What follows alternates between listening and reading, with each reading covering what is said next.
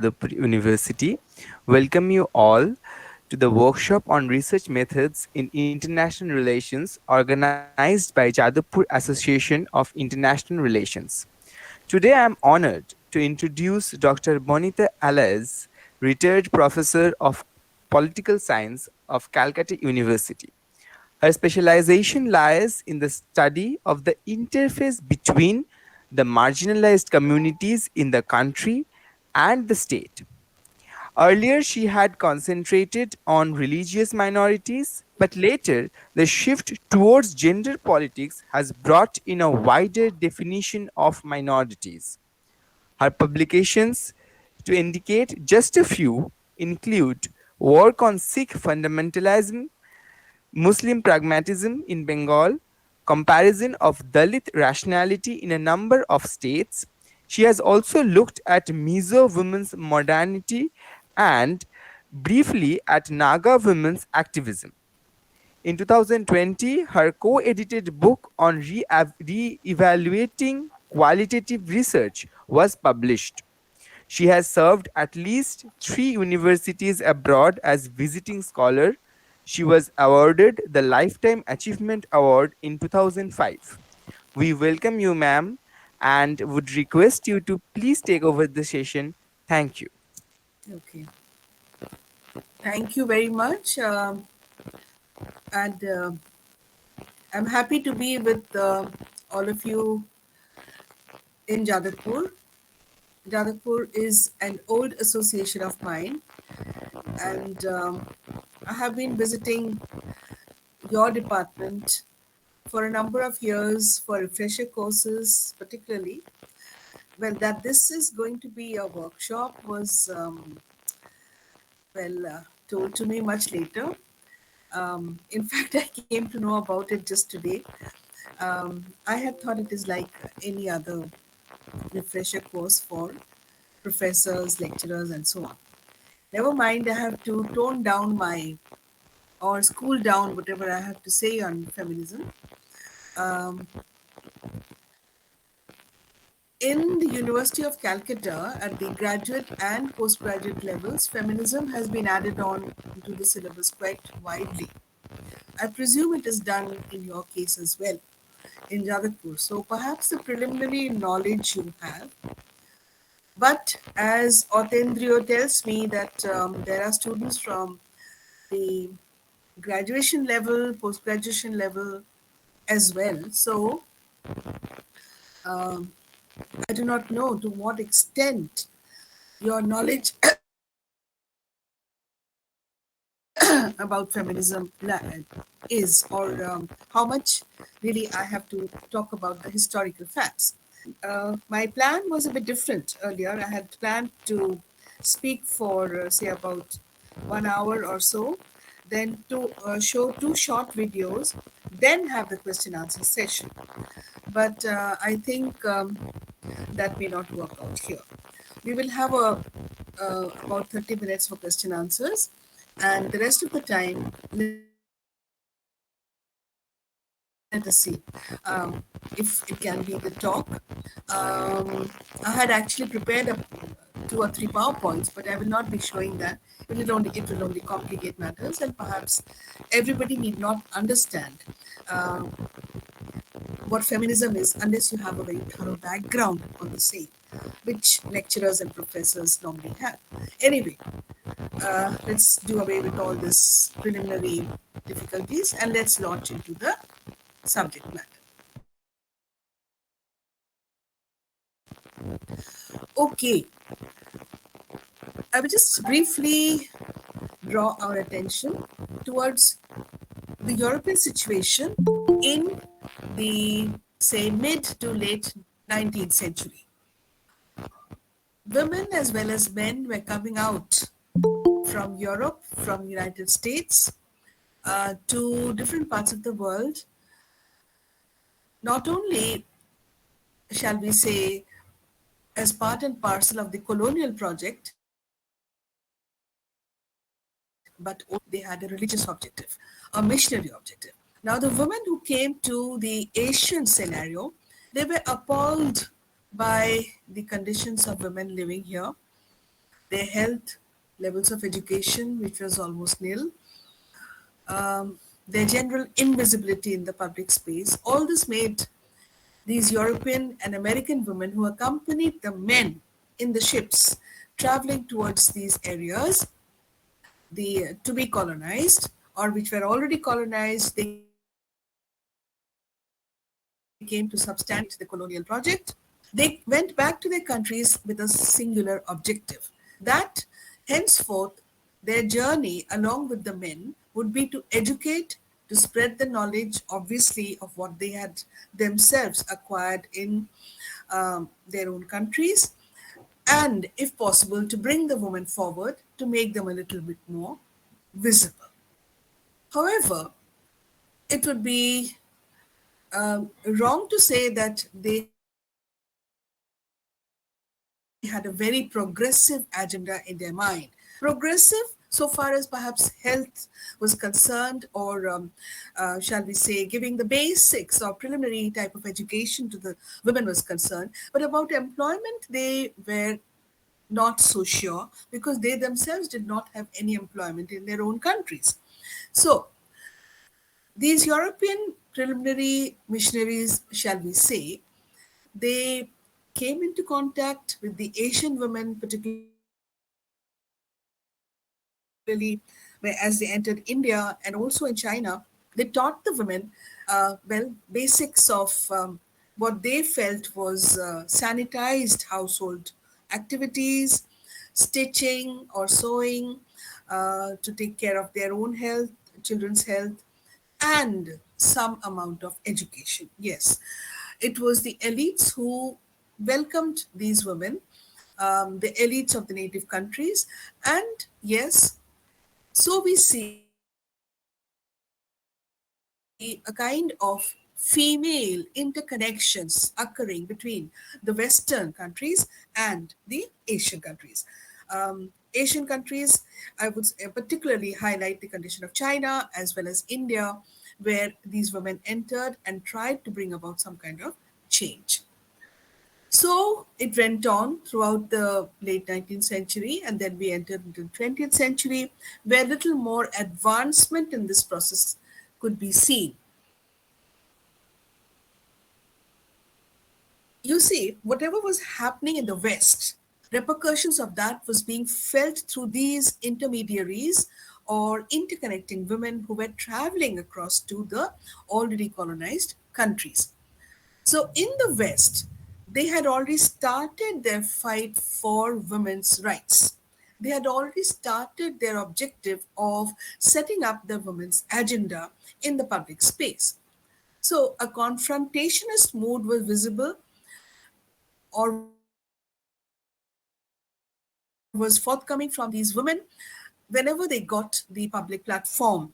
Public platform provided to them either through various institutions who were sponsoring the growth of these women, or it could be certain large religious organizations, churches, etc., who wanted to train these women to become women missionaries. Um, so there were various sponsors, shall we say, who indirectly feminism to grow in the West. Feminism in the sense that they wanted larger visibility in their own countries. They wanted a voice. Above all, they wanted the right to vote. They wanted to be part and parcel of the political decision making process, and they felt if this could be done, then it would percolate down to their households also, and they would become much more proficient in decision making, controlling their own lives within their households. So, here is, in a nutshell, the onset of feminism in the West. And as I said already, the women were traveling frequently towards Asia. This kind of indoctrination or teaching process or modulation was done by the women to, to the Indian and Chinese women as well. However, the conditions were so different, the geographical locations were so different, the culture was so different, so everything was not absorbed. The earlier 20th century itself. Yes, in India, we do see certain women's organizations uh, being sponsored by political parties. For instance, the Congress, the uh, the rightist party in those days, the RSS, etc., they did have a modicum of women's presence in their party ranks. The women would share the platform with the men, and they would more or less, if given a chance to speak, I'm talking about the early 20th century, say around um, the early 20s of the 20th century, say 19, 20 to 25, 30, and so on. Primarily being influenced by Mahatma Gandhi's call to come forward and join the movement for independence, the women came forward. But they did not have, as I said earlier, any independent voice or role in either the public space or in the private space. They just had to mouth whatever was the Congress doctrine for independence, for um, gaining liberty. Um, Certain women's organizations were formed. All India women's conferences were held repeatedly, and we do see the then larger cities of Mumbai, Madras, and Calcutta in those days, sponsoring these meetings of women where they also learned to espouse the right to vote. Around 1920, the right to vote had been granted to the American women. And one by one, the European countries also started giving the right to vote to women. Once this happened, they progressed from that perspective to further asking for further reforms, such as right to property, right to other kinds of decision making, to be able to stand as political candidates, and so on and so forth. So, similarly, these trends became visible within the Indian context as well. We do see the political parties being pressured by the women to allow them to become much more forcible participants in the Indian political context as well. So, what one finds is uh, that the Indian women did find a space within the Constituent Assembly. Um, there were about approximately, say, 15 to yes, 15 to 19 women in the Constituent Assembly who were representing various constituencies all over the country. Um, They were from West Bengal, they were from the southern part of India, they were like Tamil Nadu and Kerala. Yes, most of them were affiliates of the Congress, or their husbands or families were uh, adherents of the Congress party. So, therefore, these women being highly educated, they did get a chance to represent their constituencies within the Constituent Assembly. If we look at the Constituent Assembly debates, we find that the were Indian women representatives were very much vocal about general issues. General issues such as secularism, right to religious minorities, right to the suppressed classes. They even talked about reservation, about women's rights or about women's space in state and society. We do not see too much of a debate occurring at that period of time. As you know, the Constituent Assembly functioned till 1950. Um, After that, the independent constitution comes into being. So their voices are very well recorded, both in hard copies as well as you get them online as well. Each of these representatives of women within the Constituent Assembly tried to focus on. They did side with Dr. Ambedkar to a large extent, um, and he also espoused the fact that women needed to become much more significantly vocal and visible. Yes, the country becomes independent and everybody gets a right to vote. Uh, the various states are formed around 1956, and we do not see too much of activity from these women or their supporters within the regions. The reasons were many for this. Gandhiji, even though he had called the women forward, come and join my agenda for liberation, he did not have a very strong agenda for putting women in the public space. Because foremost in his mind was Nari's role should be in bringing up the household, bringing up the children, looking after the welfare of the domestic life. So it was not a very strong public agenda he had espoused. This was carried forward by the political parties even later. So we see from 47 till the early 70s, there is not much of women's visibility, voice, or any kind of agenda being formulated. The different political parties, mainly the Congress, the Muslim League, the left parties were underground for a large part of the time, but then gradually they are given visibility. The CPI, for instance, uh, did side with the Congress for a large period of time. Um, Parties were involved in, shall we say, state and nation building. In this, the women's question was submerged. The political leaders may have written pamphlets, um, mentioned about the women's question to a large extent, but most of them, once again, as I said, were involved in the larger question of state and nation building. So, to grant women large portion of decision making, to make them visible in the public space as elected representatives,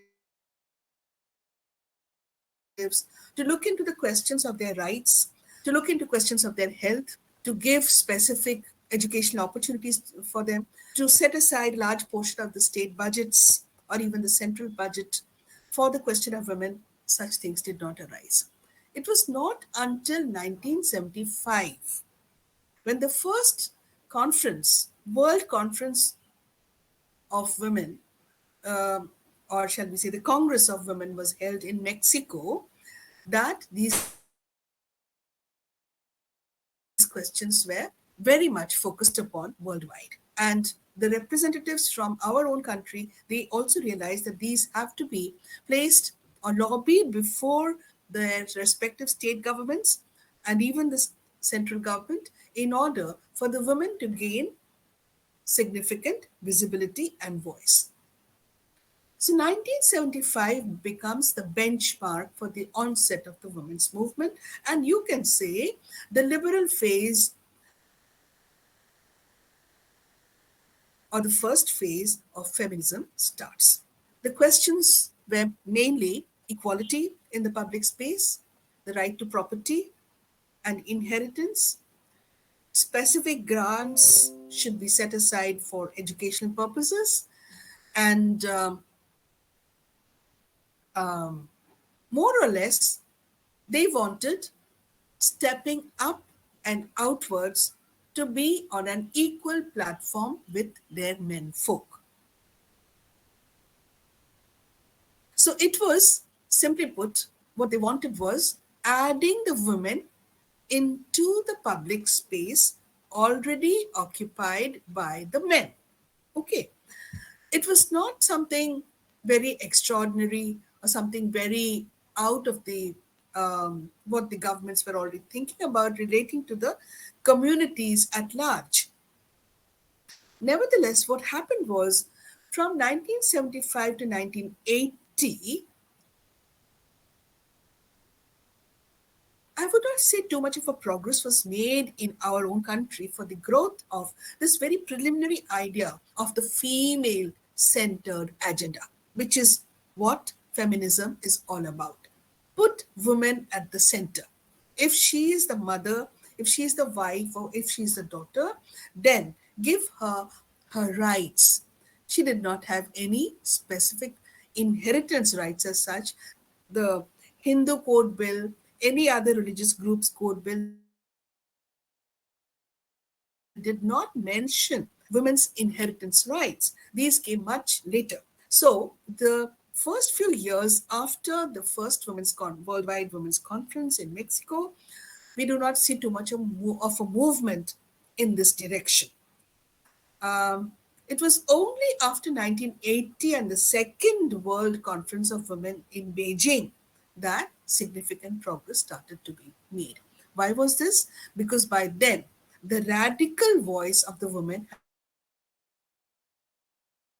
had started emerging. And what is the radical voice of the women? They wanted to go much beyond the concept of equality. It was not adding women and stirring up like our famous Bengali khichdi.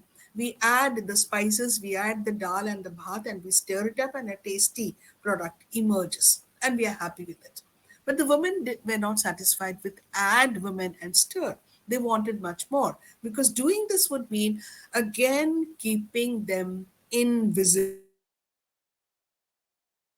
Women were already occupying a very large space, both in domestic life as well, in domestic life so far as decision making was concerned, and in public life, they were occupying the jobs, they were the leaders, they were the entrepreneurs, everything. Money was in their hands. Yes, in many places, banks wanted husbands to be there for a woman's account to be opened. So these kinds of distorted notions had to be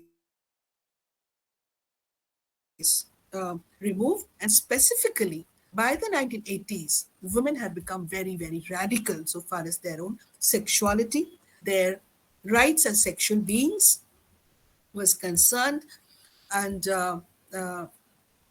they were conscious about their health rights. They were conscious about security in the public space, and the state was made conscious about abortion, women's right to abort if she wanted to, because a woman's body is her own. Decision making was not a marital decision, but it was the woman's concern. So if she wanted a forced pregnancy to be aborted, she should get the right to do so. Various countries, particularly those which were rigidly religious in the West, objected to this kind of developments within the women's movement, and they strongly put it down. So there were the abortionists arising in the West, in America, and so on. The tone of the women's movement, that is women centeredness, if we may call it that, it never became so in India because we have always been very downtoned so far as women's centeredness is concerned. Our nature of feminism has always been very different from the West. Nevertheless, sexuality, sexual rights, abortion, all these things did not very specifically appear in the public space so far as the Indian women's movement agenda was concerned. It slowly started coming up with the growth of the women's study centers. And I'll give you some facts about this. Uh, but before that, I should say that since 1975 onwards, even though not too forcibly, but yet in a muted manner, the Indian women had started lamenting the fact that despite certain kinds of jobs being made available to them, and the quantitative, yes, and in this way, the quantitative expansion of women occurring in the public domain, yet exploitation had not ceased, repression and oppression of the women had not started, had not come to an end, particularly, say, in certain areas of the country. Communities believed in the invisibility of Indian women. There were various reprehensible kind of practices which are still continuing. Um, I I would like to educate you all, even though, well, I hope all of you are adults enough to understand this. Female genital mutilation being practiced in India as it is still being done in certain parts of Africa. It is done here as well among certain communities. I'm not naming the religious group which does this. However, it is widely practiced but kept as a very secret um, event. Even the male family members, the brother, uh, may not know that his sister is being made to undergo this kind of a process. Educated women from that particular community who have been my students have told me about this. So it is a practice over here. So such things, even though not very forcibly out, were there as political agendas to be writ into the women's movement. But you must understand this fact that feminism that was being composed was supposed to be a homogeneous category, but it could never be so. The incidents that I'm talking about just now, which I referred to just now, shows the huge amount of difference between the women, among the women, between the different communities.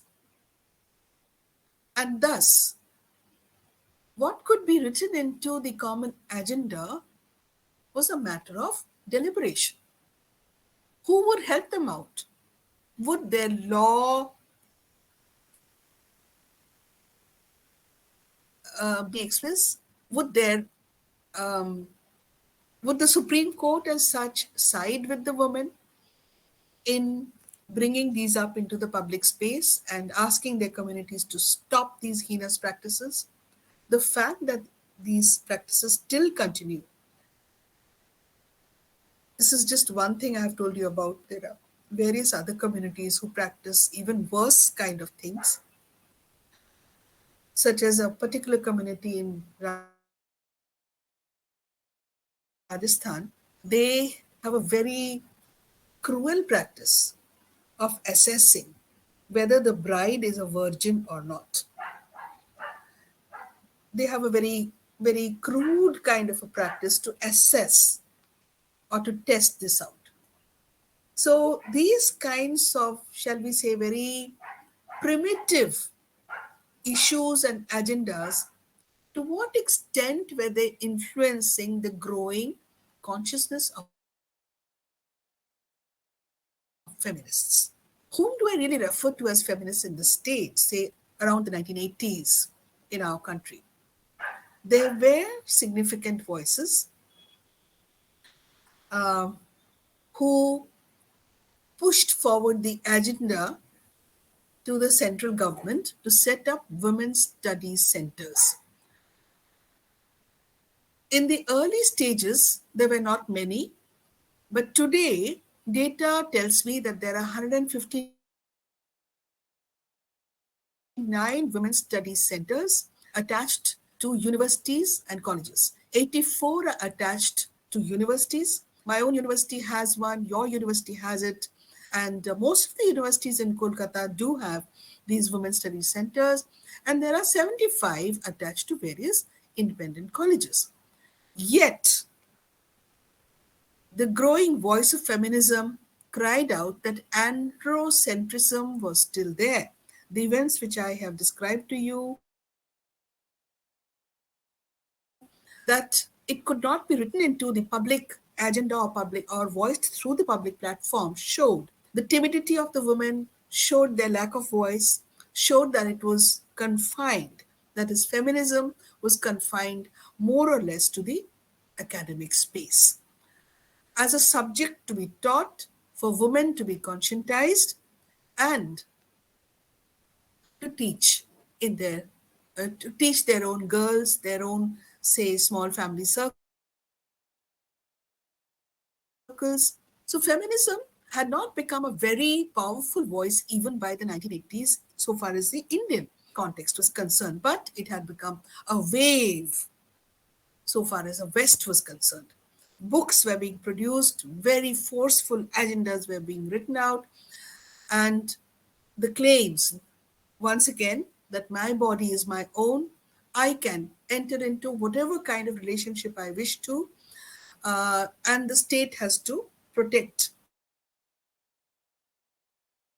my identity. Such voices were becoming extremely powerful in the West. So herein comes the need. Herein comes the need and the growth of the discipline feminist studies and the requirement for a feminist methodology. Feminist methodology where women would it would be women centered, where subjectivity or conscious partiality would be adopted so far as the women's being, the women's agenda was concerned, where the researcher would be willing to give up value freeness. You have learned in the subjects of political science which you learn at the undergraduate level what value freeness is all about. So feminists proclaimed that value freeness would not help feminism forward. No, you have to be consciously biased in favor of the exploited, the marginalized women. What did this mean? So, in a research project, you have to be conscious about the exploitation that was going on. No longer invisibility, but conscious visibility for the domination, the hegemony, the invisibility, and all other forms of exploitation that women may be subjected to. In a composite form, this was becoming the agenda of the feminist research methodology.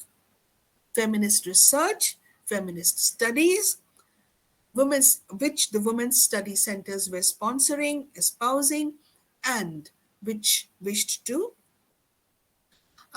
become a very rigorous theoretical discipline like any other part of the social sciences, which would have the agenda of bringing the women forward with all their problems and trying to put them in their rightful places in state and society. Difference was to be accounted for, their lack of all other societal rights and rightful placement as an equal upholder.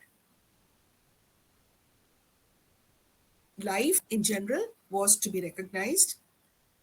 So, in different ways, small groups of women coming out of these universities and women's studies centers started agenda building very strongly. And the objective was to bring up the methodological guidelines of what would constitute feminist research methods, both in its epistemological formation. What is the meaning of epistemology? That is a theory of knowledge. What would be the content of knowledge? And its ontology, its nature of being. What would it be? The what and the how. The epistemological part and the ontological part, which are two very important parts of any methodology. Mind you, Here we must talk about something very serious. The social sciences were chock full of theorization, of methods, of norms or normativeness, as we call it.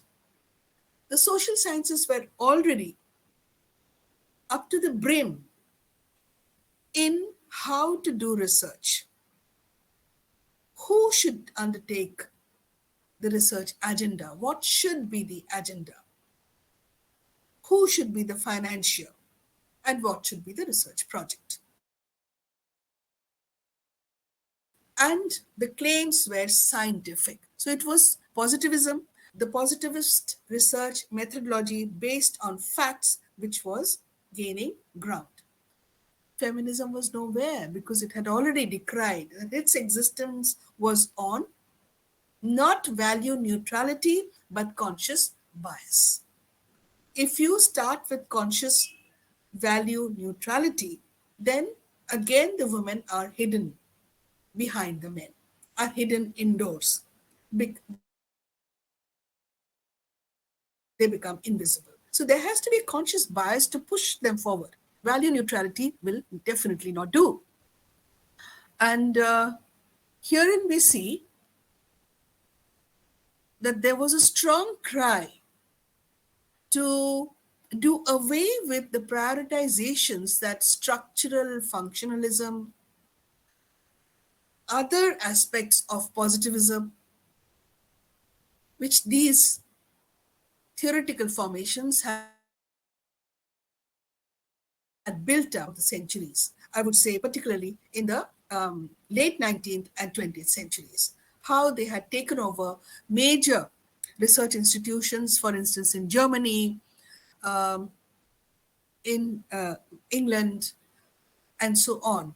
So people like Horkheimer, Adorno, etc., with their call for critical theorization from this is the Frankfurt School I'm talking about, they influenced the growth of feminism to a large extent. They helped the formulation of feminist methodology as well. Let me go on into greater details. So the Frankfurt School is is largely responsible. There were others as well, such as Foucault, um, apart from these German scholars who were looking at the state of scientific theory and how it was denigrating the voice of these marginalized communities. Around this time, say, I would say after 1980 onwards, there was a slow merging of women's voices along with other oppressed people, the blacks, the Muslims, the scheduled castes, the Adivasis. There was an attempt to bring about a larger, shall we say, grouping because the needs, the demands, the experiences were more or less of the same kind. The realization was that the prevalent theories of the social sciences and the existent methods of research could never encapsulate the voices of these marginalized people, in which the feminists were also included. Maria Mies, Mariamies, no doubt you have heard of her, a leftist woman scholar,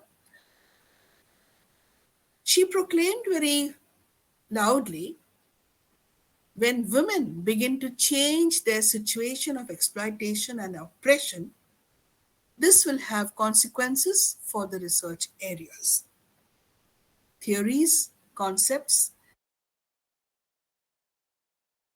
and methodologies that focus on women's studies. And the position of women will change even more. So, if you focus on women, you will find concepts that have filled your mind so far, modes of doing research that you have learned so far, The products of social sciences which you are flooding the libraries with till now, all that will undergo change, and newer epistemologies, that is knowledge basis, will come about. This was a very significant claim indeed, and we find that it helped not only structure the women's agenda to a large extent, but it also influenced larger women's grouping, for instance, those coming out from the United Nations General Assembly and its other bodies. So, criminalization and the way it looks at women, all this was sought to be changed. Discrimination and such things were sought to be changed. Now, to come back to women's studies centers and the feminism emerging from the same in terms of written work, in terms of research. First and foremost, I have to tell you that when research is done, we are in a workshop of feminist research methodology. So definitely we must know the techniques of the same. The research that is normally produced in any context has two sets of people: the researcher and the researched. Feminism being cast in or being situated in the value based or conscious partiality methodology would say that the vertical relationship between the researcher and the researched objects have to undergo a change. It cannot be a vertical relationship. I am situated at the top with my knowledge, with my background. From my locale, I am looking at you, the researched objects. Obviously, a hegemonic or dominating perspective will emerge. No, this has to undergo a change. It has to be replaced by what? A view from below. So, a complete transformation whose objective is the voice of the researched. It is not the researcher's voice that is to be recorded, but the researched people's voices that have to be recorded. So, the view from below and conscious partiality with an objective of transformation stroke emancipation. রূপান্তরমূলক এবং মুক্তিদান. They have to be freed from the hostage kind of a situation that they are bound up in.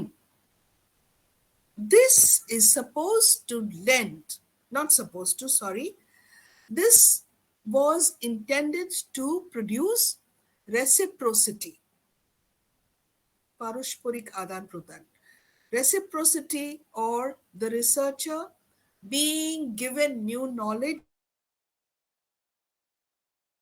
by the researched, and obviously the researched being helped to come out from the kind of chains, the kind of invisibility that bound her in place. This was supposed to be real life, this was definitely to be based on real life experiences to take into account the differences between the two, the researched and the researcher. So rather than expected experiences, what we already have in mind, learned from our books, we are coming out into the field to do research. No, it has to be based on the emerging experiences. I'll tell you about one or two experiences of mine a bit later, what I gained by doing my innumerable field researches in different parts of India. So, this was supposed to be a reciprocal learning process. Yes, the women scholars' aim is active participation in place of merely spectator knowledge. We, the researcher, when we go out into the field, we are not seeing a movie and flow unfolding before our eyes. No, indeed, in actions, movements, and struggles, we are participating with them. But in the scientific approach, structural functionalism, positivism, which you all have come across definitely in your studies, which is just based on so called facts. Whose facts? Manufactured? Or is it weighed and measured, which social sciences do not allow? Then it is definitely manufactured facts. Hence, the women scholars' active participation. Later, it comes to be known as participatory action research, PAR. In fact, those of you who are applying for research grants from foreign agencies, sometimes in your research project, you may have to write what kind of effect are you hoping to bring about, change you're hoping to bring about through your research agenda on the people that you are researching on. Funds may not be granted to you. Foreign agencies are very particular about this fact. Funds may not be granted to you if they find the research project is weak in these areas. So, it is very important that the scholars who are researching on the women have to don the participant's role.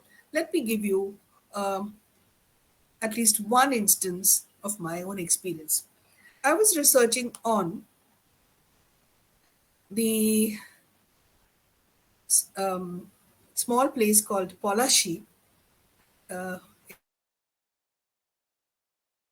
in Krishnagiri, where the famous Battle of Plassey had occurred. Some people had told me about this little village, Devogram or Devgram, whatever you call it, where a peer, some 600 years ago, had very significant powers. He was dead long back, but he was buried in that village. And as the saying goes,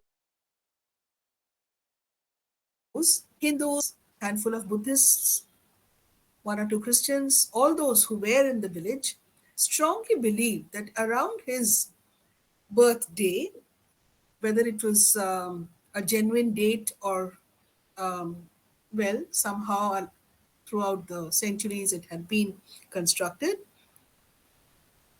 the peer becomes very jagroto or alive. And if you have any kind of a desire, manot,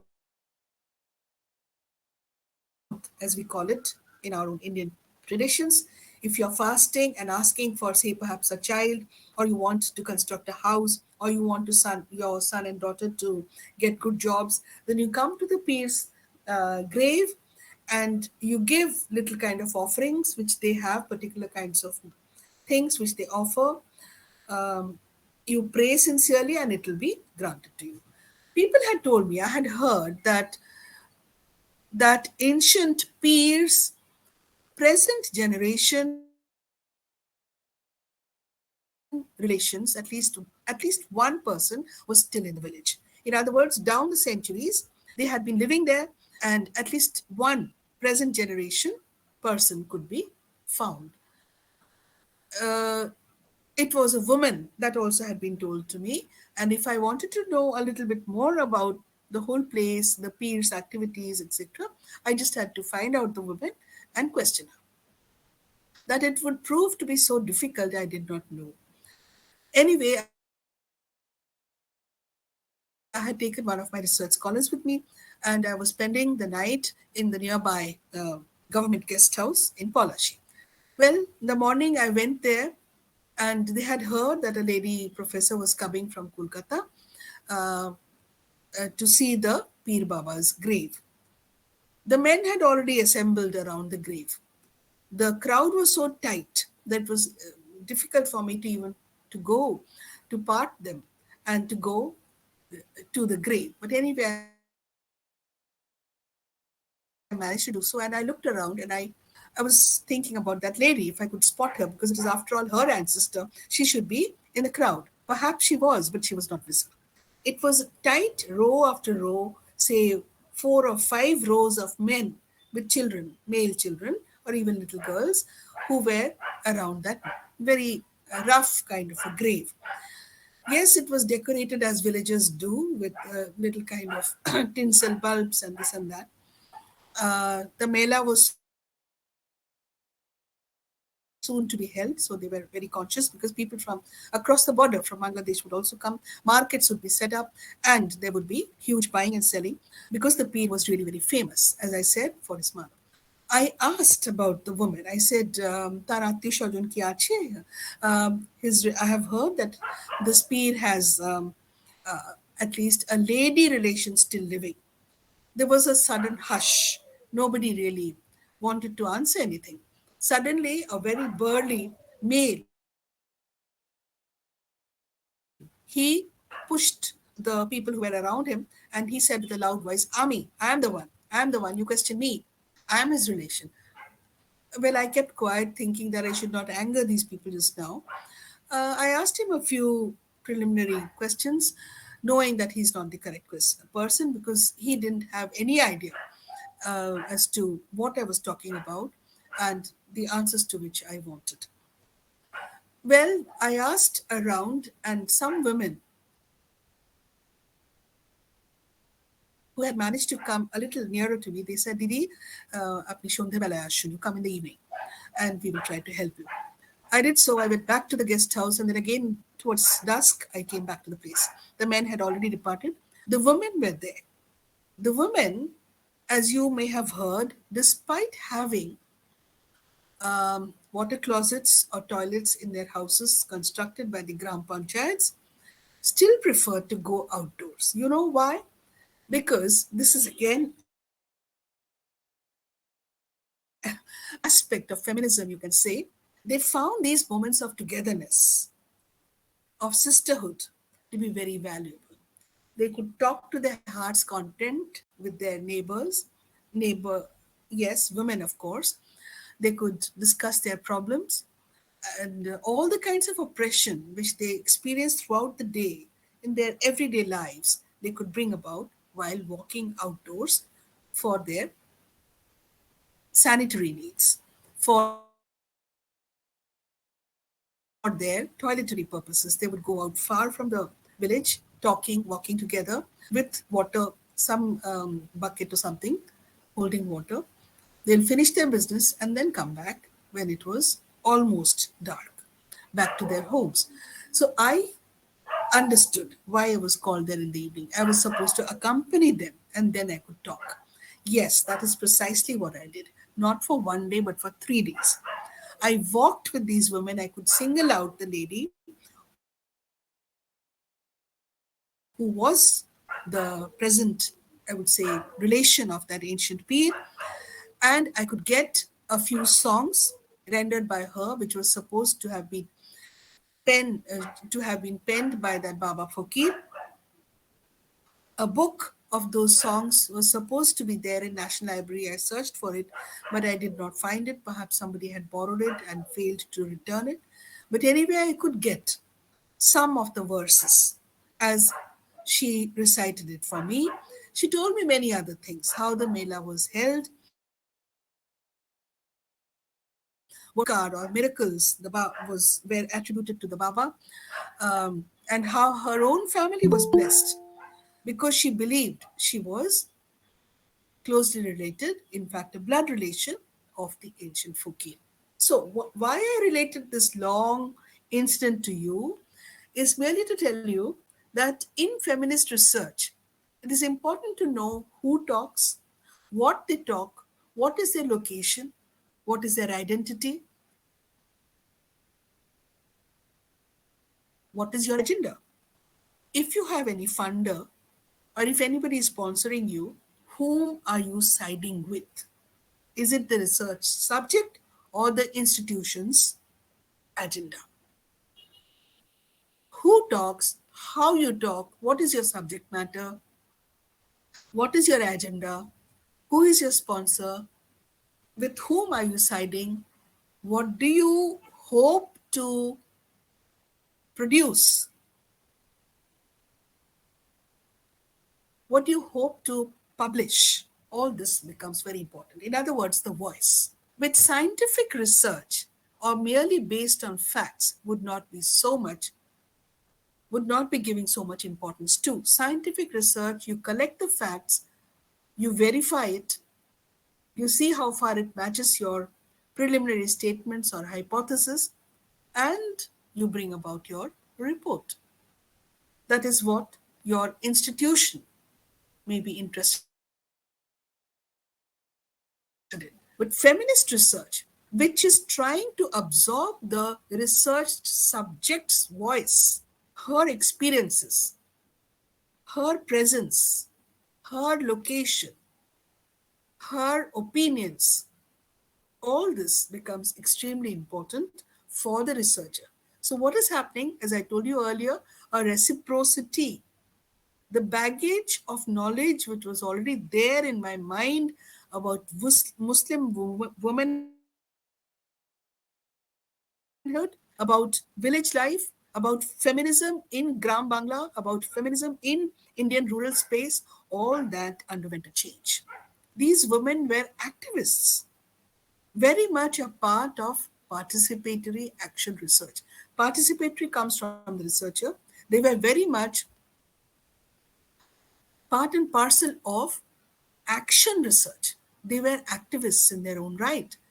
This was their agenda for change. They had no other means of being empowered. But strictly, they would not use the water closets at home because they valued this journey outdoors. They valued their companionships together, where each would confide to the other, bring about solutions to their problems, come back empowered with this knowledge to be able to fight or confront at the daily level whatever oppression, hegemonization, or exploitation was occurring in their daily lives.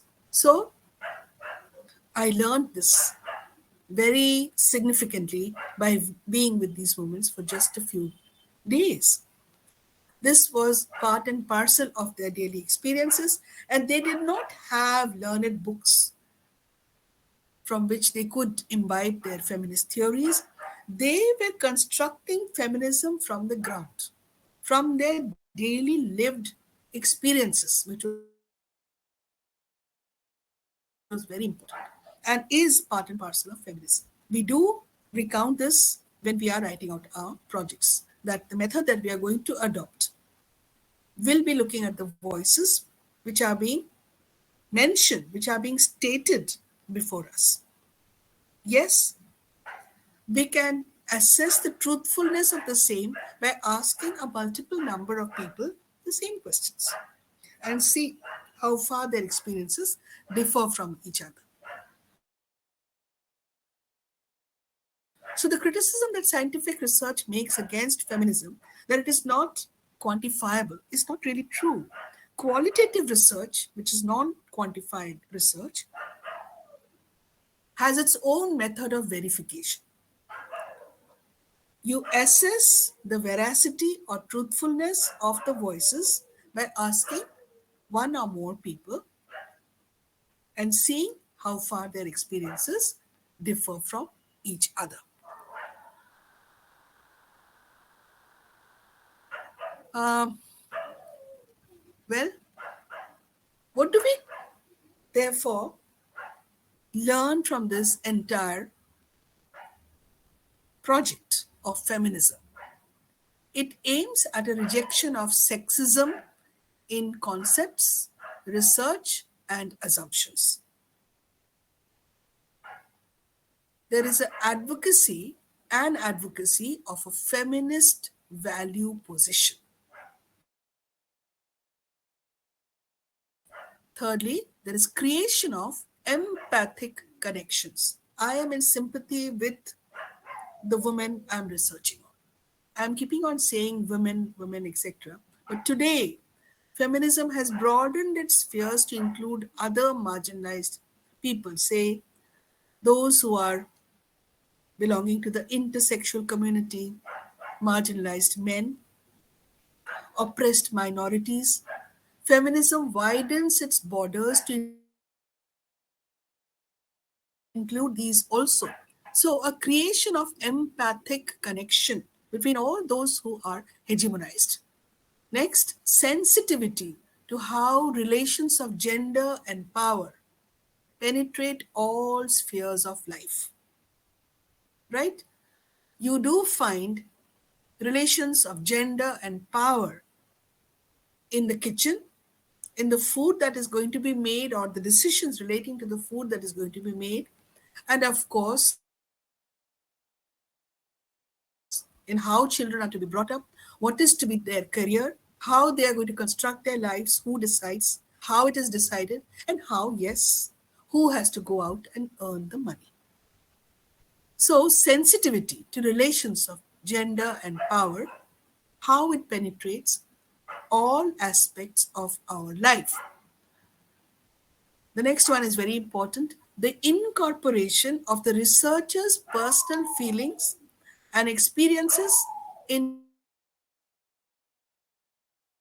the research process. So, the researcher is not totally isolated, but I can share my own similar feelings or feelings arising from knowledge of their experiences along with them. And in this way, a further reciprocity can arise. Once again, moving away from scientific approach, lab based approach, controlled research, which is controlled very rigidly by various norms. This is extremely different. Flexibility in choosing the research techniques. I can have a focus group discussion. Some other time I will go into the details of these. I can have a discourse analysis. I can have a one-on-one question answer session, a simple interviews. I can have telephonic conversations. There are various techniques. I can have a case study approach. This was a case study which I told you about. Case study of the program of Baba Fakir's current generation relation. It has been published in in a larger article in an edited work. Um, there should be, therefore, flexibility in choosing research techniques. We can cross boundaries while doing the research. In other words, if you have started out with case study and you find it is not working out to your advantage, you're not getting the answers that you think should be emerging, you can combine it with, say, a focus group. So rather than focusing on a particular woman alone, she may not be aware of her circumstances and may not be able to furnish the kind of information that you really want. You can have a larger focus group discussion where a number of women are there who will bring up the end product to a better, or which will have much more productivity. There should be recognition of the emotional and mutual dependence of the research subjects on each other. Yes, it should be action oriented. In other words, you're not sitting at home in front of your computer, starting a research and finishing it off. No, you should be out in the field along with the research subjects. There has to be the assertion of autonomy. In other words, you are not dependent on your funder or sponsor for the end product as well. I'll just go a little away from this and tell you, why much of the funding has stopped for higher research? Because the government was trying to push forward their agenda through the researchers whom they choose or whom they employ. Since there is this resistance between the researching community and the researchers, and the governmental agenda, well, stop the funding. This is all bekar because we will not get the answers that we want. So, this is a very biased kind of a perspective which many funders can have. Nevertheless, the kind of research that we're talking about that suffers inordinately if we do not have autonomy in the field and in the writing also. Finally, so far as doing the research is concerned, um, the researcher should be willing to work in new and unpredictable circumstances. In other words, we are not always prepared for what we are going to meet, for what we are going to see, or what we are going to experience. So you may have to change your research objectives, your research agenda slightly in the course of the research. In novel and unpredictable circumstances, what I experienced in Devogram was definitely unpredictable. The concern is to analyze, critique, and evaluate the information that is coming in within an ethical framework. What does this mean? You definitely have an ethical commitment towards the community or the person that you're researching. You want to see a change in their circumstances. They are not going to be always bound up in their particular boundaries, but they also have to get freedom, change, liberty, emancipation, transformation. In whatever way possible, you, the researcher, are responsible for bringing this about. Yes, something which I have said a little while earlier, the ability to learn from the experience gained, learn through reflexive practice. What is the meaning of reflexivity? I hope you know this term. It means to be able to react in a manner which is unlearned. In Bengali, we would call it atto protifalo. So, this is not a conscious kind of a condition, but a reflex action. So, if a mosquito comes and sits on my cheek, by reflex action, I will slap that cheek, isn't it? Reflexivity. Maybe it is learned. Yes, to a certain extent, it is learned that it is biting into my flesh, I must give it a slap. But then I'm being hurt. Nevertheless, the objective is to bring about a change, that this must stop. Atto protifalam. So, the ability to learn from one's own practice through reflexive and reflective practice. Reflective, you are always reflecting on your actions. Chinta bhavnar poriprekhite. You are thinking whether you are moving along in the correct direction, whether your role is the correct one or not.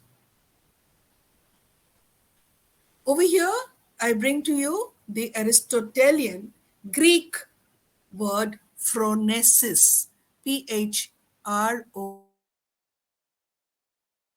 Phronesis. This means practical wisdom. Practical wisdom into the research. Feminism is all for this. That I had to walk with the women while they were engaged in their sanitary pursuits at night, I thought doesn't matter. I will not be doing all that, isn't it? I can stand at a distance when they're actually engaged in relieving themselves. I can join them again when they are washed and cleaned up, and I can walk back to their village along with them. Instantaneous, I would say, change in my earlier process of research, that I will write up whatever I interview the women. No, I have to be with them. So my practical sense told me I should be with them in that action. Otherwise, I'll never meet them. When I go home to their houses, Over a cup of tea, it will be with their husbands, with their sons that I'll be talking. They will be in the kitchen. They will be not encouraged to talk in front of me. So, this is the phronesis, Aristotelian phronesis or practical wisdom, which one must bring into the research project. The researcher knows in action by reflecting in action. While you are in the field, you are gaining knowledge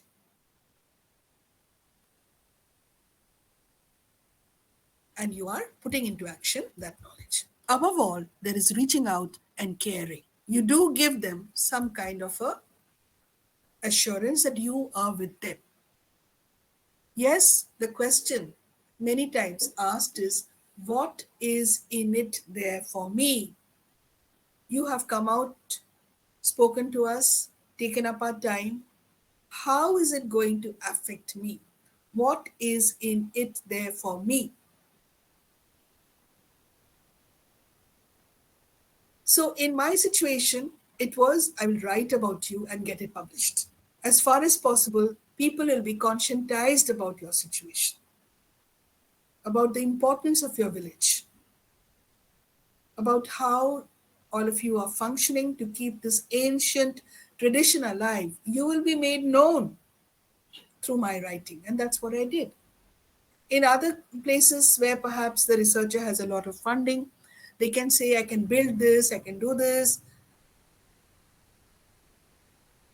etc. I don't have that kind of funds. After all, just a professor. So I said, knowledge sharing amongst my students. Wherever I speak, I'll try to talk about you. And that is how, in an indirect way, feminism and its objectives are made known to the world. Okay, I'll stop for a while here. If you have questions, you may ask me at this stage, and I'll try to resolve. You'll have to unmute your mics, whoever wishes to ask me the questions, and then after you have finished your question answer, we will go on into the next phase. Yes, go forward, please. You may be having your questions. You can ask me in Bangla as well, or even in Hindi, English, Hindi, Bangla, whatever, if whatever everybody understands. Ma'am, I have a question. Yes. Ma'am, it was quite a unique fact for like Indian feminist movement that the advocates of movement are predominantly men, and of course they had their own political agendas for bringing the women out in public, just like you mentioned. And even nowadays, the mainstream theorists are hiring their voices from Western feminism. So Indian feminist movement. Basically lacks its own voice still nowadays, but personal experience is the basis of feminist theories. So ma'am, is that why you think not much theory is being provided by Indian feminists? I mean, there are just a few theories like ecological feminism, which is not even considered philosophy by Western feminists. Okay. Um, what you have asked is a very important question. The necessity of an identity for the geographically specific women's movement in India. Do they have an agenda of their own? Yes, you have rightly pointed out. Ecological issues are very important for women in India today. We comprehensively refer to it as the sustainable issues. Right in front of me are three books of Vandana Shiva, all focusing on what you have just mentioned, ecology, or what I said, sustainability. This is a very important agenda for the Indian women's movement. It need not be a philosophy in the way the Western women have framed it. It is our own. Issues of water, issues of health, issues of the way the woman's body functions, and the way the society in general treats it or looks at it. is based on our experiences. And as I said, feminist movement, like other, unlike other scientific movements, is very much based on experience, on difference, and on location. This is a very significant voice of the Indian women's movement, which we share with other Asian, Southeast Asian, and to a certain extent, Middle Eastern women as well. So herein lies the difference in the agendas which women try to focus upon. There is no hegemonization. We do not accept it anymore. People like Vandana Shiva, like any other feminist who has made her mark, Veena Das, etc., from the 1970s, they have all been talking in terms of our location specific experiences, giving voice to that. So never be afraid of adopting these policies or these kind of research projects if you are working on anything feminist, that it does not have a specific identity of its own. It definitely does. And herein lies the uniqueness of feminist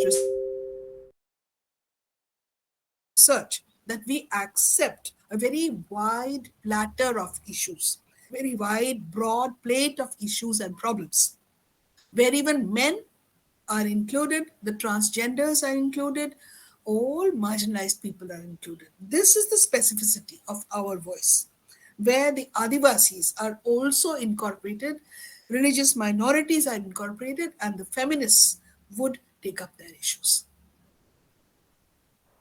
Yes, ma'am, I My understand. Thank you. Yes. Okay. One of my research students, she is now a lecturer.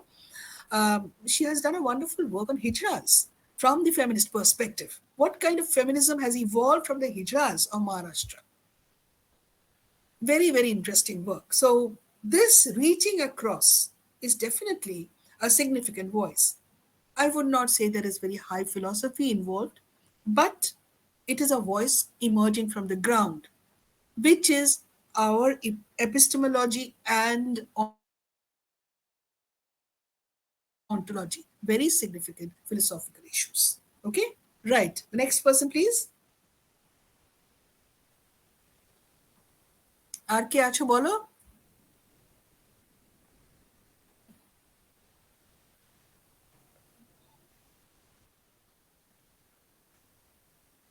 Anyone else wanting to resolve any particular issue? Some areas of my lecture which perhaps you did not understand and you wish to understand in a more deeper manner, জিজ্ঞেস করতে পারো বাংলাতে যদি কোনো জায়গা বুঝতে পারোনি ঠিক মতো। পরে কিন্তু সব ভুলে যাবে আবার।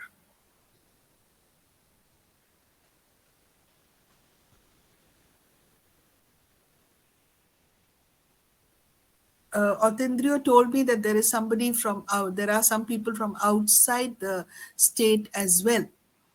Um, are they present? I wonder. Have they understood everything that I wished to state? It's very interesting because women have various kinds of experiences cutting across different states. I would, if you have no more questions right now, we can go on to the next part. And I would ask, is Otendrio there? Yes. তুমি তাহলে ওই ফিল্মটা দেখাতে পারো, গুলাবি gang. This is a film, primarily, okay, Purbi, okay, Kamble is from outside the state. Okay, I'm showing a Hindi film, a documentary of about 20 minutes. You may have heard about this group or gang called the Gulabi Gang. Gulabi is pink. They wear pink saris, so they are called the Gulabi Gang. This is a part of feminism or the identity of feminists in India, how they have carved out their voice in an extremely exploitative society, Bundelkhand of Uttar Pradesh, where they took exploitation They took a stand against exploitation in their own way, and they formed this group amongst themselves how to stop their men from being extremely hegemonic and denying them of their rights. This has been made into a movie also with Madhuri Dixit there. I'm not showing you the 1.5 hour movie, but Gulabi Gang will be interesting for you. So go ahead, Otendriya, তুমি ওটা yes project করতে পারো. I hope all of you can see it. Otherwise, from YouTube, Gang documentary.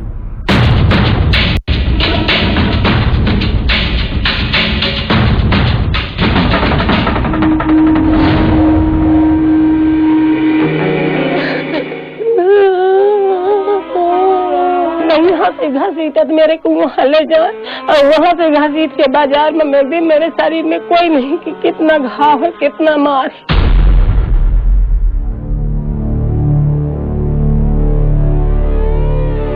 Bilaspur जिला है, वहाँ मेरे husband को हाथी मार डाला था। एक लड़की 9 साल की थी, एक लड़का मेरा 1.5 साल का था। मौसी सास बोली कि मैं अपने घर की बहू नहीं जाने दूंगी, मैं अपने घर में रखूंगी। 5 पंचों के बीच से मेरे को रखवा दिया। 2,15,000 का मेरा क्लेम भी बना और मेरे पास साथ में जाता था मेरे, यहाँ मेरे को ले आया, कहन चलो वहाँ।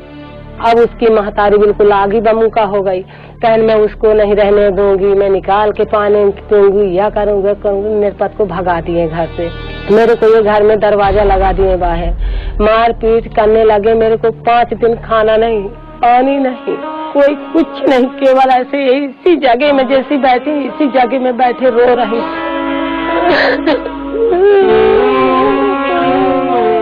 यहीं बैठी थी, मेरे ऊपर केवाच डाल दी, केवाच डाल डाल के मेरे साथ मारी। ये बड़ा पाथर मेरे पेट में दे मार।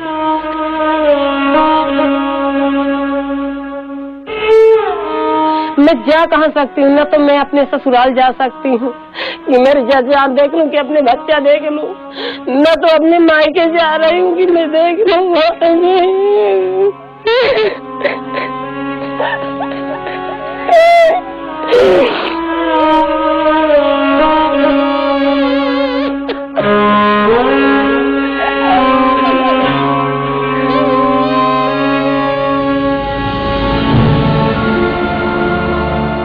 कभी कभी तो ऐसा लगता है इससे अच्छा आत्महत्या ही कर लो, मर जाओ, लेकिन ऐसी जिंदगी ना जियो।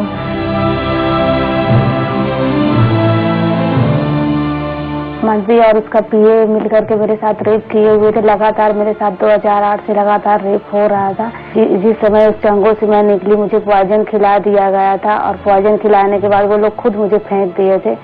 और फेंकने के बाद जब लोगों ने कहा कि ये लड़की तड़प रही है, मर जाएगी, तो मेरा इलाज हुआ। मैंने चेकअप वगैरह करवाया, अल्ट्रासाउंड करवाया, तो पता लगा मैं प्रेग्नेंट हूँ। घर वाले भी जान गए, उन्होंने भी मुझे प्रताड़ित किया, मारा पीटा, सब कुछ किया। वो लोग जबकि सलाह भी बना रहे थे इसको समाप्ति कर देंगे, ये बेइज्जती करवा रही है। मैंने घर भी छोड़ दिया। घर छोड़ने के बाद फिर मैंने एक जगह और कमरा लिया, तो वहाँ से भी निकाल दिया गया। फिर मेरा बच्चा यहीं पे शंकर स्वास्थ्य केंद्र में हुआ। ये ठीक नहीं रहता, ना मैं काम करवाती। अभी तक तो मुझे लगता था किसी तरह मैं काम करके इन समस्याओं से लड़ लूंगी, लेकिन हर तरह की परेशानियां हो गई हैं, इस बच्चे के लिए भी और हमारे लिए भी। अपने दिक्कतों को तो आदमी सह लेगा, 1-2 दिन 3 दिन भूखा भी रह लेगा, लेकिन इसके दिक्कतों को नहीं देखा जा सकता है। ये कहानी सिर्फ सुषमा और माया की ही नहीं है। हमारे समाज में ऐसी कई महिलाएं हैं जो किसी न किसी तरह की हिंसा की शिकार हैं।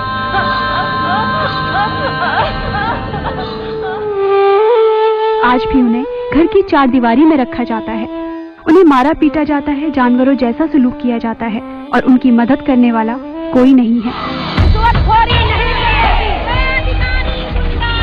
लेकिन उत्तर प्रदेश में एक ऐसा गैंग है जो न सिर्फ ऐसी महिलाओं की मदद करता है, बल्कि उन्हें लड़ने की ताकत भी देता है।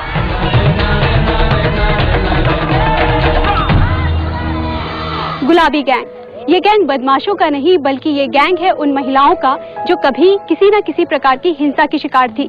ससुराल में कभी पति की मार खाती तो कभी सास की, लेकिन फिर ठान लिया कि बस अब और नहीं। हाथ में उठाया डंडा और निकल पड़ी अन्याय के खिलाफ आवाज उठाने और अन्याय करने वालों को सजा दिलाने। अपना बुंदेलखंड न्यारो लगे हमें प्राणन से प्यारो, अरे बड़े बड़े राज। बुंदेलखंड में एक कस्बा है बदौसा, पन्ना की जिसे भारत के नक्शे पर ठीक से देख पाना भी मुश्किल है। अपना बुंदेलखंड न्यारो लगे हमें, लेकिन इस छोटे से कस्बे के अब खूब चर्चे होने लगे हैं। और हो भी क्यों ना, आखिर इस छोटे से कस्बे से ही शुरुआत हुई गुलाबी गैंग की।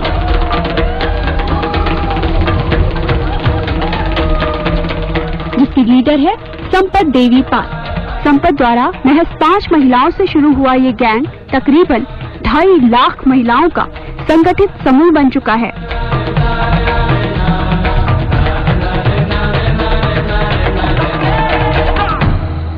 शुरुआत 20 साल की उम्र की थी तब से की हूँ। हमारे साथ खुद ही शोषण होता था, तो हमने अपनी ताकत बनाई और एक औरत को मारा, तो वहाँ मैं उसको डांटा वाटा कि क्यों मारते हो रोज, ये सब गलत काम है।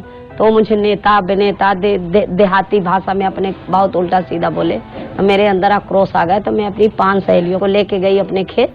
जैसे उसको देखा कि वो भी खेत में था, जैसे निकला एक मुक्का मारा, वो गिर गया। और फिर हमने बताया कि आज के बाद अपनी औरत को ना मारना। और तो फिर वो मारे शर्म के बताए भी नहीं गाँव में। उस दिन से मारपीट छोड़ दिया और लोगों से कहा कि अब आज के बाद कोई मारे ना, वो फलाने की औरत है। वो इस तरह का एक वो बनाया अपना मिशन। तो हमारे दिमाग में ये लगता था कि महिलाओं के लिए ऐसा क्यों होता है, क्यों ऐसे लोग करते हैं। उसके बाद मैं महिलाओं का ये दर्द देख के मैं ऐसी एक नीति अपना ली कि अगर हम सारी महिलाएं एक साथ चलेंगे तो हम एक दूसरे की लड़ाई लड़ सकते हैं मजबूती से। संपत के इस गैंग की पहचान है गुलाबी साड़ी, जिसकी एक अलग कहानी है। मैं जानने के लिए काफी उत्सुक थी कि ये गैंग गुलाबी क्यों है। एक महिला भुला गई थी ट्रेन में, वो छूट गई थी, तो उस महिला जबलपुर पहुंच गई थी। तो उसी दिन से मेरे दिमाग में आया, तो मैं और जयप्रकाश सिंह जी और हम सब लोग बैठ के एक तय किया कि बाबूजी ऐसा न करें, एक ड्रेस चुना जाए। एक दुकान में साड़ी यहाँ नहीं मिल सकती। कानपुर गए तो वहाँ साड़ी हमें दिमाग में न आया। फिर हमने सोचा कि कौन सी साड़ी ली जाए। अगर हम नीली खरीदते हैं तो बीएसपी का रंग हो जाएगा, पीली खरीदते हैं तो गायत्री वालों का हो जाएगा, महरून खरीदते हैं मुलायम सिंह का हो जाएगा, हरा खरीदते हैं कांग्रेस का हो जाएगा। तो इसी तरह के तमाम रंग, सफेद तो ब्रह्मा कुमारी वाले मान लेते। तो हमको यही पिंक साड़ी दिखाई पड़ी और ये लगा कि मुझे ये बहुत पसंद आया। मैं इसको ले आई और सारी औरतों को पहनाया और सबको बुलाया कि चलो आज हम तहसील दिवस चलते हैं। तो हम बस गुलाबी गैंग जिंदाबाद, गुलाबी गैंग जिंदाबाद, गुलाबी गैंग का नारा लगाते लगाते लोग देते ये गैंग कहाँ जा रहा है, ये कौन सा भैया गैंग है। बस शुरू हो गया गैंग। गुलाबी गैंग की इस ताकत की वजह से आसपास के गांव और कई बार तो बहुत दूर से भी महिलाएं अपना दर्द सुनाने के लिए संपत और उनके साथियों के पास चली आती हैं। मैं औरत की लड़ाई नहीं लड़ती, मैं एक न्याय की लड़ाई लड़ती हूँ।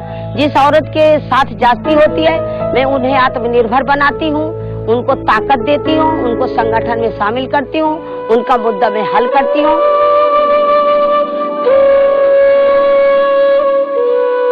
हमारी इसकी शादी की थी, हम लोगों को लोग बहुत मतलब लोग परेशान किया करते थे कि लव मैरिज से मालूम है क्या होता है, दो मतलब परिवार का भी नहीं रह सकते हैं। तो हमने कहा कि ठीक है, सब लोगों को ताना सहते थे ऐसे। फिर हमारे ससुराल वाले हमको नहीं बुलाते थे, ना हमारे मायके वाले, मतलब माँ हमारी सपोर्ट करती थी, हमारा पूरा परिवार सपोर्ट नहीं करता था। जब हम गुलाबी गैंग में हो गए, हमारी एक बच्ची हुई, उसके बाद हमारा पूरा मतलब घर भर सपोर्ट हमारे करने लगे हम। हाथ में डंडा लेकर गुलाबी गैंग की महिलाएं अपने पास आए लोगों को इंसाफ दिलाती हैं। ये जैसे पैर में मारे ऐसे। खुद संपत ही अपने गैंग की इन महिलाओं को अपने हाथों से लाठी चलाने की ट्रेनिंग भी देती हैं। ये लाठी से देखिए एक तो ताकत मिलती है, हम लोगों को बुद्धि भी महिलाएं हैं, इनसे इन्हें ताकत मिलती है। जब ये एक ड्रेस पे जाती है तो कुत्ते भी भौंकने लगते हैं, तो उनसे हमें राहत मिलती है। कुछ गांव में ऐसे दरुहा लोग भी मिल जाते हैं, वो खिल्ली उड़ाते हैं, तो उनके लिए भी ये डंडा इस्तेमाल करता है। तो ये डंडा से बहुत ताकत है। ये लाठी ये कोई बुरी बात नहीं, हम बंदूक लेके नहीं चलते जिससे जान का खतरा, इससे कोई जान का खतरा भी नहीं, एक भय है बाकी और इसमें कुछ नहीं, इसलिए हम ये डंडा को लेके चलते हैं। अब ये डंडा हमारा एक ड्रेस कोड हो गया, ये डंडा कोई महिला नहीं छाल देती, और ये गुलाबी में रंगा जाता है डंडा, ऐसे नहीं है कि ये डंडा ऐसे हम लेके चल देते, ये डंडा की हम बहुत कद्र करते हैं।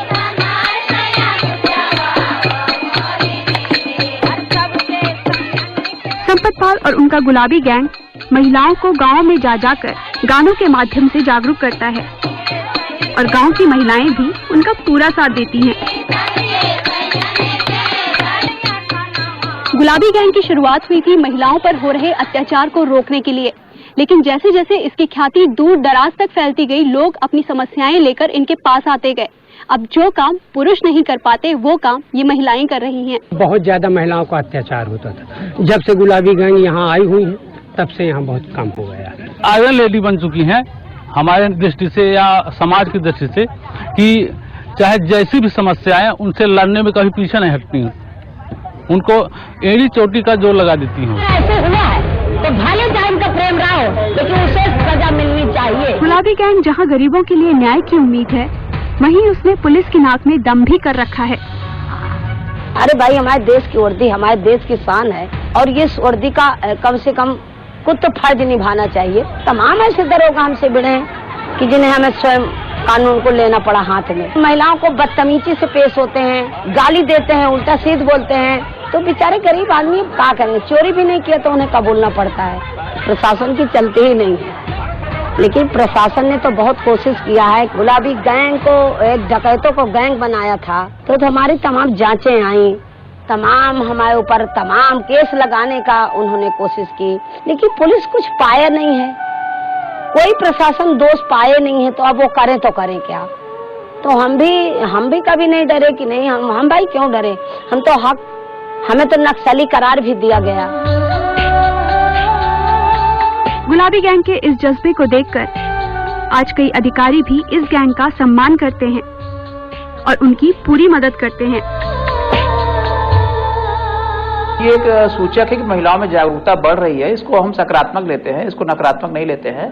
और महिलाएं जागरूक हो रही हैं, वो एक संगठित हो रही हैं, तो जो उनके प्रति हिंसा करने वाले हैं वो भी उससे सतर्क हो रहे हैं। आज हमारे गैंग के पीछे तमाम अधिकारी भी अपना न्याय मांगने आते हैं, वो बेचारे अलग से आते हैं। एक सीओ साहब की बिटिया को नहीं ले जा रहे थे, वो बेचारे काफी दूर से आए कि अरे बहन जी, हमारा भी, हम पुलिस वाले हैं, हम अपना न्याय नहीं कर पाते, तो उनका न्याय मुझे देना पड़ा।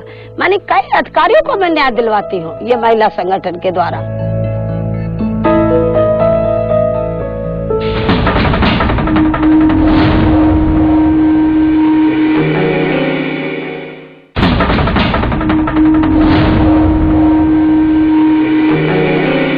राजनेता नहीं है, ना ही वो प्रशासन को किसी तरीके की चुनौती दे रही हैं। उनका मकसद है गरीबों को न्याय दिलाना और समाज में उनकी स्थिति को बेहतर करना। आज संपत अपने गैंग के साथ निकल पड़ी है तहसील कार्यालय बीपीएल कार्ड के लिए ज्ञापन सौंपने।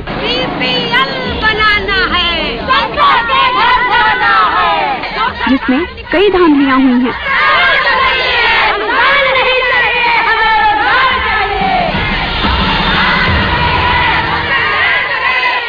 ये अधिकारी कभी नहीं शर्माते कि सब एक पब्लिक जांच कराना शुरू कर दे। ये गुलाबी गैंग की महिलाएं अपनी जैसे आ जाएं तो हमारी नौकरी भी जा सकती है। इतना लोगों को आखिर में पट्टी बांधे, अरे इनका हम कार्यालय घेरेंगे, इनका जीना हराम कर देंगे। हम इतने कमजोर नहीं है, सरकार हमसे है, हम सरकार से नहीं है। और हम अन्ना हजारे भी नहीं है कि रोड जाम करेंगे, हमें रोड नहीं जाम करेगा, हमें भूखन नहीं मरना, हम खाए पिए के इनको सबक सिखाएंगे। अरे काहे का भूखन मरे, मरे ई जो हमारा हराम का धन खाते हैं, हम काहे को मरे। हम तो मजदूरी करके खा सकते, लेकिन ये भिखारी हमारा एक तरह से वो निवाला छीन रहे हैं। जिन लोगों के पास रोजगार नहीं है गुलाबी गैंग उन्हें सरकारी योजनाओं के बारे में जागरूक कर रहा है और रोजगार मुहैया करा रहा है। तो मनरेगा पर जो है वहाँ बहुत अधिक से अधिक हम काम दे रहे हैं और सब महिला पुरुष को 125 रुपए यानी मजदूरी भी मिलने लगी है। पहले 100 मिलती थी लेकिन अब काफी मिल रही है।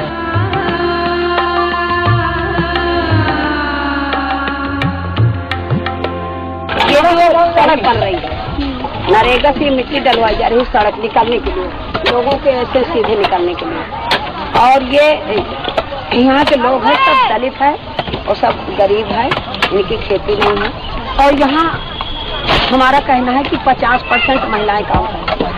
जैसे गांव में प्रधान है वो काम ही नहीं दे रहे तो गुलाबी गैंग जाके पहले वहाँ जांच करता है, वो देखता है कि भाई यहाँ काम क्यों नहीं मिला। जितना अनुदान में पैसा गवर्नमेंट लगा रही है शायद ये नरेगा में लगा दे तो ये मजदूरी, हम तो कह रहे 300 रुपया इनको मजदूरी मिलनी चाहिए। अगर 300 रुपया में तो ये बीपीएल ये दुनियादारी सब खत्म कर देंगे, इससे ज्यादा फायदा लोगों को होगा। वो लोगों को भिखारी बना रही है सरकार। जो सामने सबसे पहले समस्याएं आई उन्हीं के साथ हमको 2-4 होना पड़ा, उन्हीं के साथ जूझना पड़ा। तो ये लगता है कि हम लोगों ने महिलाओं के लिए शुरू किया काम, लेकिन ऐसा नहीं। हमने समग्र जो अव्यवस्थाएं थी उनके खिलाफ हमने आवाज बुलंद की है।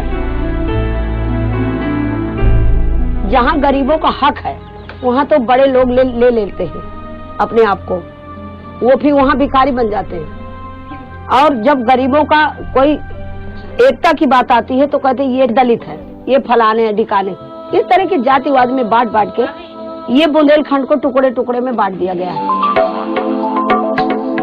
संगीता जी ये वही घर है जिनके घर में पानी पी थी और मुझको परवान ने छोड़ा था। ये हमारा खान पीन छोड़ दिया, कुआं हुक्का पानी छोड़ दिया, सब कुछ छोड़ दिया, लेकिन मैंने नहीं हिम्मत हारी। मैंने कहा हुक्का पानी का चीज है, अरे वो नहीं पिएगी क्या, संसार हमारा पानी नहीं पिएगा, भाड़ में जाए पानी, हम तो पी सकते हैं अपना पानी, हमें इनसे क्या परी है। हमने ये अपनी ताकत अंदर बनाए रहे।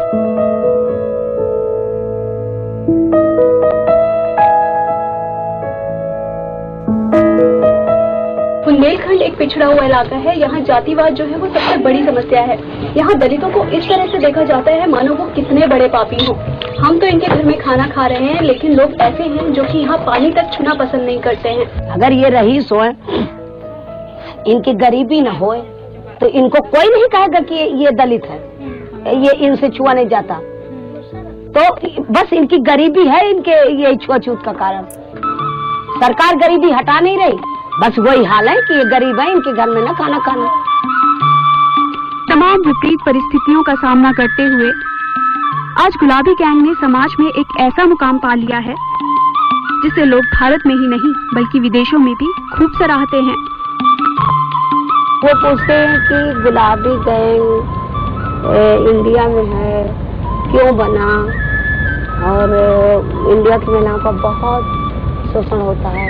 तो मैंने भी वहाँ भी बता दे दी कि इंडिया में नहीं, महिलाओं का शायद शोषण पूरे विश्व में होता है, और उसी महिला का शोषण होगा जो वो बिल्कुल अपने अधिकार को जानती नहीं।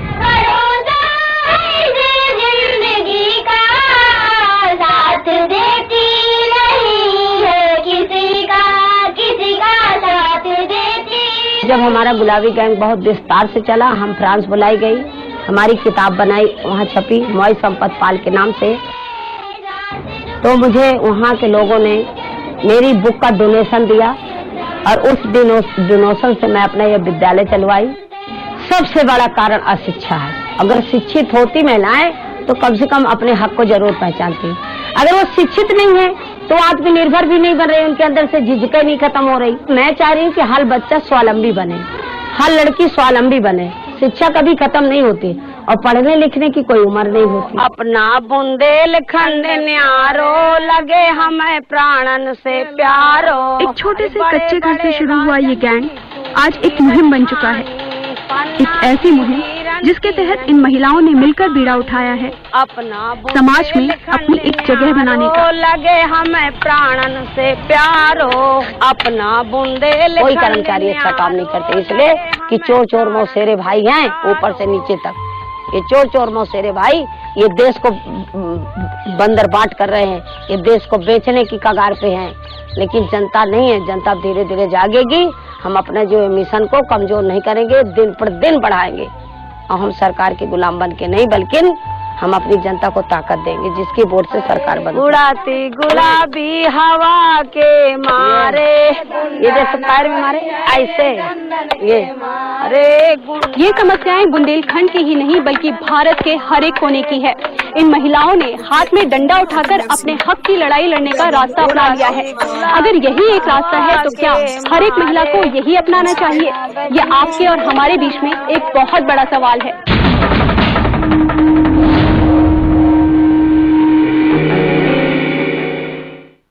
Yes. So, okay, students, participants, I hope you all have learned something from this. I purposely showed this. Okay, the question that was raised after the end of my lecture, I hope that girl is still here and she has got a further response to the question that was asked, that we don't have an identity, we don't have a voice. This is precisely the specific Indian identity of the women's movement here. It is multidimensional, born from lived in experiences. It is earthly and it is transformatory. Just imagine hegemonized women, beaten, raped, exploited, hidden away, both in their parents' houses and in their in-laws' houses. They come out. They have a uniform so that they don't get lost in crowds. They can be identified by the world. And look at the way they are reacting. They not only display their strength, women can also fight. They have trained themselves that way, but they are seeking to transform the lives of other women who have been similarly exploited. It is multi-dimensional, multidisciplinary, not under the subjection of anyone, not even the government. And how she is saying, Sampath, the leader, that we help the officials also. They themselves are subject to local, very crude laws. Somebody's daughter was not being accepted in the in-laws' house. They go forward and bring about a resolution. They have earned recognition from abroad. A book has been published in French. Illiterate women rising to that height, having the strength to be able to do this. This is the everyday philosophy which gives the identity and voice to feminism in India, which is very different from Western, armchair-based, only, I would say, body-based feminism. We are very different. We share each other's problems and we give multiple identities. Our multiple identities bring much more color and vigor to the Indian feminist movement. I hope you all have learned your lesson. You have your own kind of observations on this. If you have any questions or any reflections, you're welcome to say that. Please. जे क्यों observe करते चाहो, कुछ बोलते चाहो. After all, it's a workshop. की सीख लिया, that is very important for me. What have you learned? There was another similar kind of a video of a minority group, but I don't want to kind of burden you all too much. We just have about 10 minutes left. Just so quickly you give your observations because it's important what you have observed from this. Did you hear about this gang earlier? Anyone? তোমরা কি এটা সম্বন্ধে শুনেছো আগে? You can unmute and respond.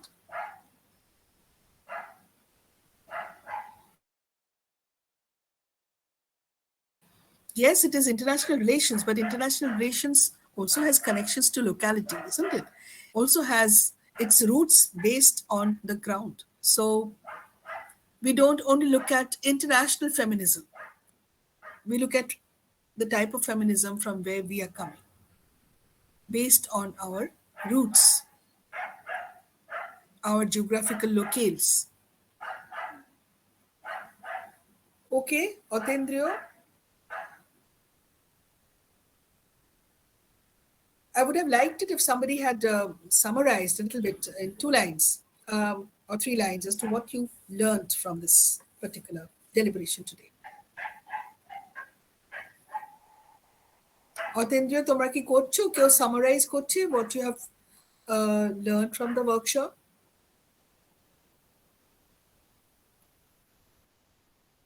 Okay. Nilanjan has some official responsibilities but to perform, but I was saying particularly on my talk. যদি summary থেকে আমরা একটু জানতে পারি কতটা তোমরা absorb করলে, because different levels are involved, isn't it? Undergraduates, postgraduates, research scholars. So it's important to know তোমাদের মধ্যে কতখানি absorptionটা হলো, কতটা শুষতে পারলে আর কি, from the lecture as well as the film.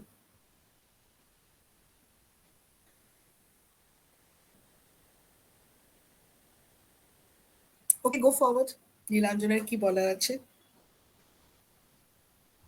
Ma'am, first of all, if I have to say about my observations or what I have understood as an undergraduate student, I would say it has changed a lot about how I look at research or how I would look at writing papers in the upcoming futures. Because I am interested about writing and I write quite a bit. Some gets accepted, some gets rejected, but no matter what the result, I would obviously try to incorporate these views and perspectives that you highlighted, because I never thought about international relations or writing about international relations in these perspectives. So I think that is the biggest takeaway for me, because it has quite a bit changed the way I look at research, quite a bit changed the way I look at my subject itself. Okay. So that's my takeaway from the session you have delivered. And ma'am, it was indeed a very enlightening and enriching session. And ma'am, your thoughts and insights have been impactful. Thank you for being here with us today. I thank everyone present in this session. I think we have another message in the text box as well. Ma'am, should I read it out for you? Yes. Okay, so we have a message from Ms. Purvi Kamble. She has wrote that I think what distinguishes feminist methodology from others is the undying ethical framework and integration of women specific lived experiences according to differing geographies. Yes. That is very true. Purvi, you are very correct. And Nilanjan, thank you. Both of you have observed very significantly, and if it has been a very enriching experience for Nilanjan, I hope others have also got some idea as to how to write your research projects. We need not be caught up in the framework of scientific research. Just because we are in the social sciences, we need not be copying the scientific procedures which have paved the way research so far. No. In the United States, yes, the journals are still full of quantification, how to do research from the scientific angle, but qualitative research has its own respect, has its own philosophical standing, has its own kind of, I would say, importance.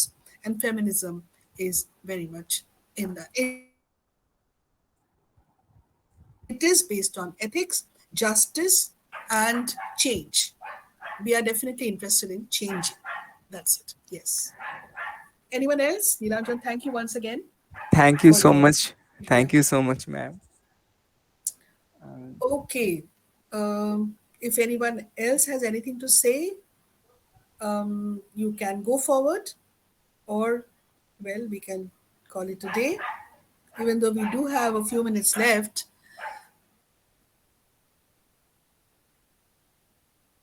because it is feminism, I did think that some of you would be interested in feminist research. Remember that feminist research is not of one type alone. Here again, a difference lies. It is not monolithic. Its nature is heterodox. mixture of multiplicities, and it allows the incorporation of multiple disciplines into it. Remember, feminism has penetrated all disciplines: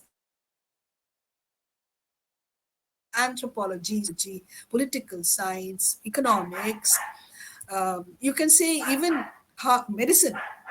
So, how to do research in these various areas with a feminist perspective is very interesting.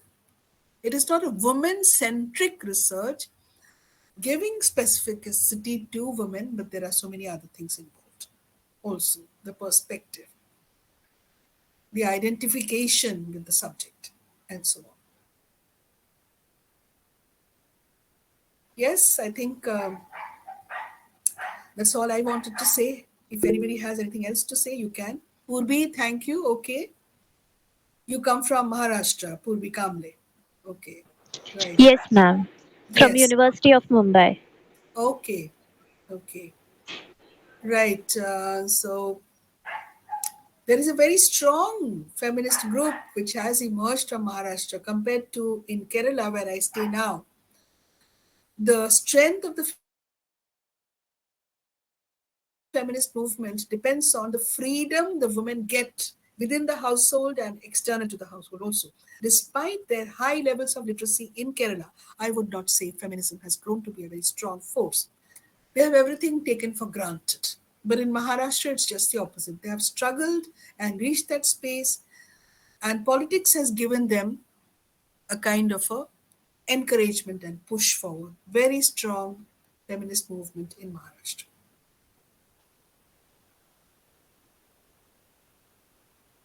Right, Otindrio? Perhaps we can wind up? Ma'am, I just wanted to ask a single last thing. I Yes. mean, Sure. it's Go I ahead. just want your insights on this thing. Like a few days back during the International Women's Day, so like everyone was writing about it. So I observed the thing that some people are calling it International Women's Day, and some people are calling it International Workers' Women's Day. So, do you think we really need another extra word as workers in the sentence, or like why do we need it? And if we need it, why do we Um, need it? right. This has emerged in my lecture that feminism is branching out to incorporate other exploited people.